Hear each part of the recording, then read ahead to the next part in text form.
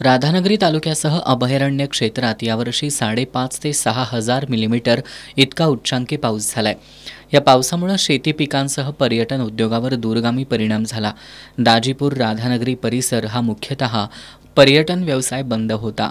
हे अभयारण्य पर्यटकांसाठी खुलं करावं अशी मागणी स्थानिकांनी केली।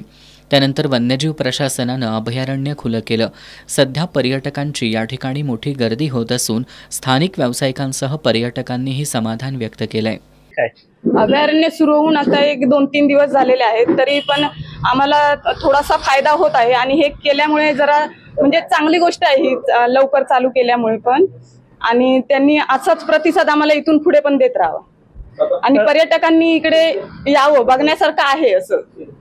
आणि पुढे आता बरं आधी बीजी साहेबांना सांगून आम्ही लवकर चालू करायला सांगितलं, त्यामुळे त्यांनी लवकर चालू केलंय। आता पर्यटक वगैरे येतात भरपूर आणि त्यांची सोय वगैरे चांगली होते। जंगलामध्ये जाऊन आले, त्यांना काय प्राणी वगैरे दिसले। आता बरं आधी बीजी साहेबांना सांगून आम्ही लवकर चालू करायला सांगितलं, त्यामुळे त्यांनी लवकर चालू केलंय। आता पर्यटक वगैरे येतात भरपूर आणि त्यांची सोय वगैरे चांगली होते। जंगलामध्ये जाऊन आले, त्यांना काय प्राणी वगैरे दिसले।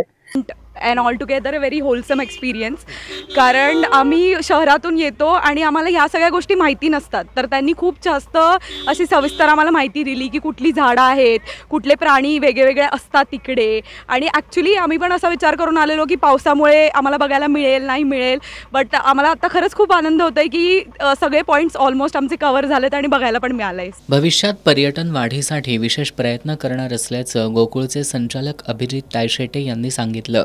तर राधानगरी हा परिसर आता बघितला आपण असाल तर पर्यटन हा इथल्या परिसराचा मुख्य व्यवसाय होऊ लागलेला आहे। आणि मागच्या वर्षीचा जो सीझन होता त्या सीझनमध्ये ह्या होंडा रस्त्याचं जे काम सुरू होतं, त्यामुळे बरेच दिवस ह्या परिसरात रस्ता बंद राहिला होता। त्यामुळं इथले जे काय व्यावसायिक आहेत त्यांच्यावर खूप मोठा फटका त्यावेळीसुद्धा बसला होता। आणि यावर्षी पाऊस देखील लवकर सुरू झाला, त्यामुळे अभयारण्य लवकर बंद करण्यात आलं, सफारी लवकर बंद करण्यात आली होती। आणि त्यानंतर दिवाळीचा हा जो सीझन आहे त्यामध्ये मोठ्या संख्येने पर्यटक राधानगरीला भेट देत असतात, परंतु दुर्दैवानं अभयारण्य बंद ठेवण्यात आलं होतं। त्यामुळे येणाऱ्या पर्यटकांची मोठ्या प्रमाणात निराशा होत होती किंवा पर्यटक येत नव्हते। त्यामुळे आम्ही परवा वन्यजीव विभागाच्या अधिकाऱ्यांच्या कानावरती ही गोष्ट घातली होती की सीझनमध्ये ज्यावेळी पर्यटकांना सुट्टी असते त्या कालावधीमध्ये अभयारण्य सुरू असणं खूप गरजेचं आहे। आणि त्यांनी आमच्या सर्वांच्या विनंतीला मान देऊन हे अभयारण्य सुरू केलेलं आहे आणि मोठ्या प्रमाणात पर्यटक देखील यायला लागलेले आहेत, आलेले आहेत।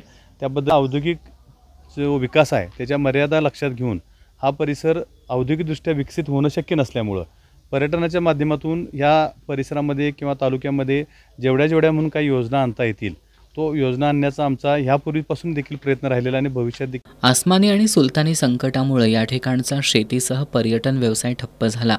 राधानगरी अभयारण्य पर्यटकांसाठी खुलं झाल्यामुळं इथल्या स्थानिक अर्थकारणावर आणि एकंदरीत समाजकारणावर सकारात्मक परिणाम पाहायला मिळत आहेत।